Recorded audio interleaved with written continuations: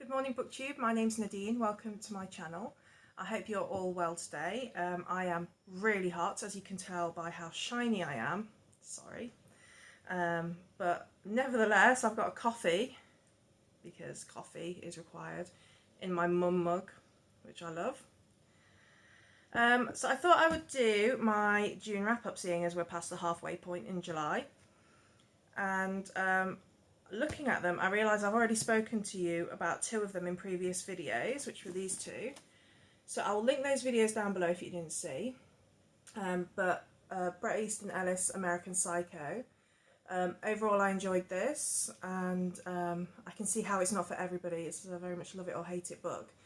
It is gruesomely graphic and relentless in its detail.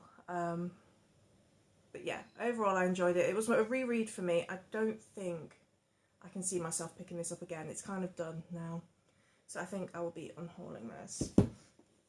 And then The Rest of Us Just Live Here, which was my BookTube Spin number 2 choice, by Patrick Ness. This was a YA fantasy about all of the other characters, the background characters. You know how you normally get like your chosen one trope. These are the other guys.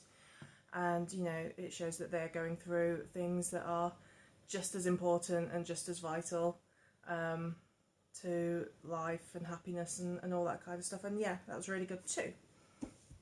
So that was those two. I have two others to show you. I feel like I'm forgetting something, but I can't for the life of me remember what it is. So first off, I read The Cat Who Ate Danish Modern by Lillian Jackson Braun. This was the second, I think, in the Cat Who series. There's about 27 books in that series. And it follows Jim Quillen, who's a journalist, and he gets given the beat of a new supplement that his newspaper's doing, which is on interior design, which as an ex-crime reporter is really not his sort of thing. But he gives it a good go, and he goes out to interview this wealthy family who, well, a husband and wife who collects jade. The husband collects jade, and he does a report on them. And the next night they get broken into, the jade stolen, and the wife is found dead. So Quill and his sleuthing cat Coco do a bit of investigating. I like these books. They're kind of cozy mystery by numbers. There's nothing, you know, different or amazing about them, but they do the job. You know, they are cozy mysteries, and I like them. And then finally, this was my favourite book that I read last month, easily.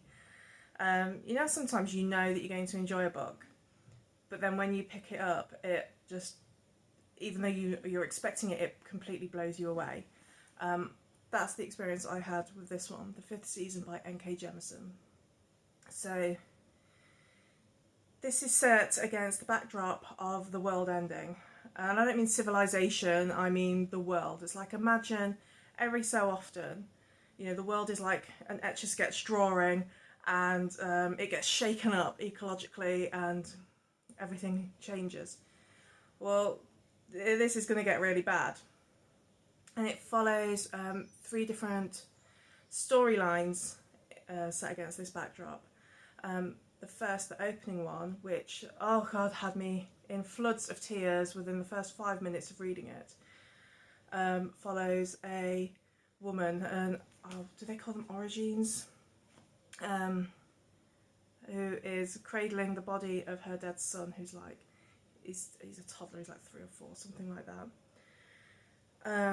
Who's been murdered for his power, because these origins they have the power to draw on the life force of objects like rocks, or you know, they can dig deep down into the earth and draw the power, and they are able to do things with that. But people fear them for that power. So yeah, he's murdered, and her daughter is missing.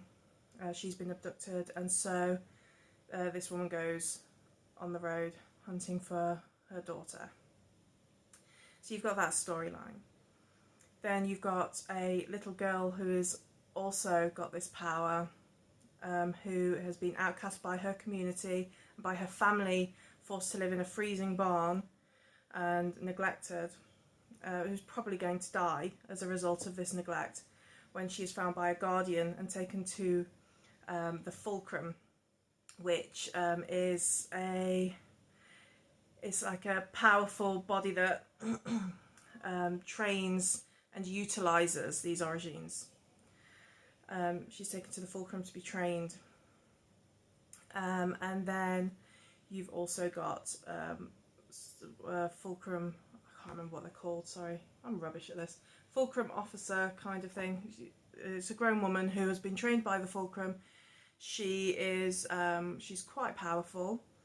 She's not at the height of power yet, but she's definitely getting there, and she is chosen to breed with one of the higher powered members of the Fulcrum, and they have to go off on a mission together.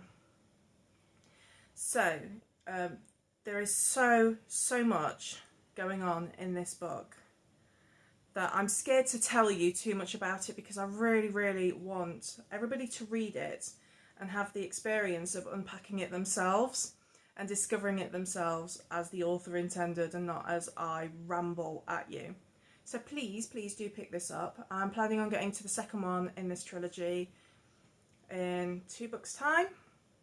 So yeah, fantastic book.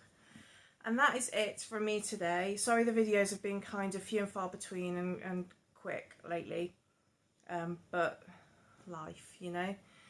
I do think of you often.